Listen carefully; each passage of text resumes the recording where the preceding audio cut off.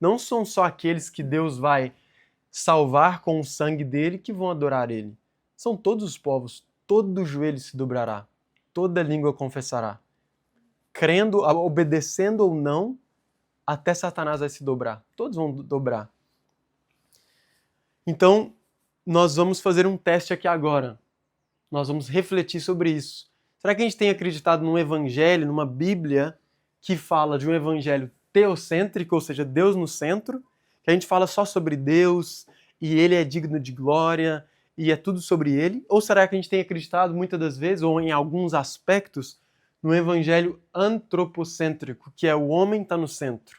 Ou seja, Deus é incrível, mas Deus ele me salva. É tudo sobre mim, na verdade, é o que eu preciso, as minhas necessidades. Vamos ver então como que a gente interpreta algumas coisas. Vou começar com o Salmo 23. Quando a gente lê Salmo 23, o que a gente reflete nesse texto? A gente começa lendo Salmo 23 que nada me faltará.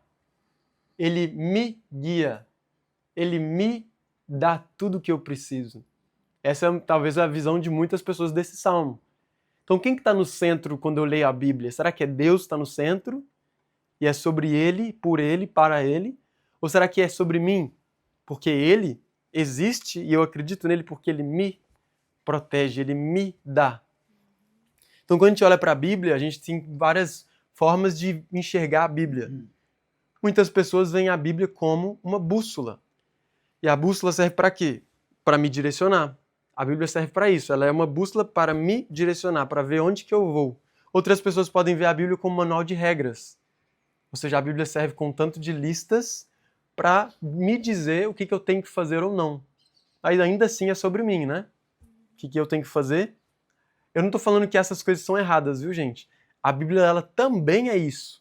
Ela também nos direciona, ela também tem regras, né, que também glorificam a Deus. Só que, será que esse é o principal que a gente está lendo na Bíblia? Muitas pessoas, eu não sei se vocês já viram ou lembram, existiam muitas, até hoje existe, né?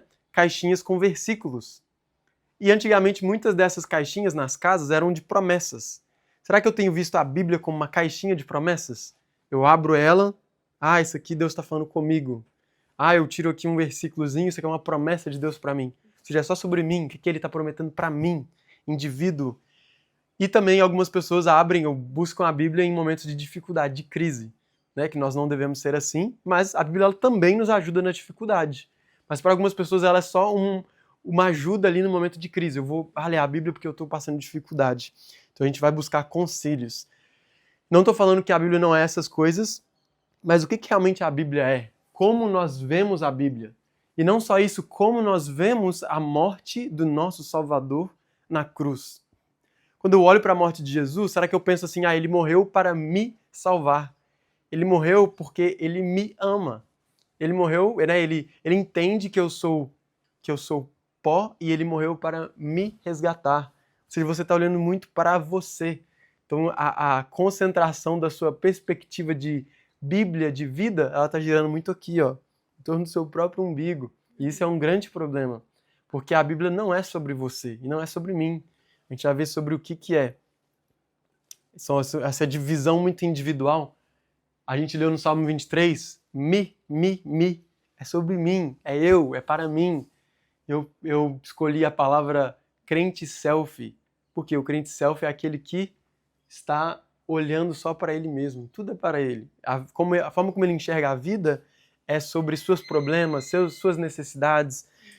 Só que, na verdade, quando a gente vai olhar para a criação de Deus, como ele criou e como ele governa todas as coisas, essa pessoinha aqui, ó, ela vive numa cidadezinha, numa casa ou numa casinha, num paizinho, que na perspectiva de Deus é um planetinha.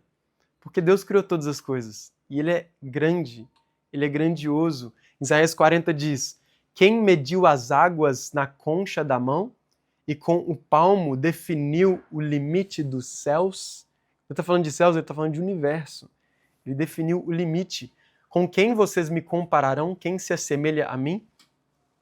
Quem criou tudo isso? Aquele que põe em marcha, ele põe em ordem cada estrela do seu exército celestial e a todas chama pelo nome.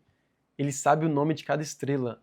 Existe um estudo que mostra que existem mais estrelas no céu, que são trilhões, do que existem grãos de areia na Terra.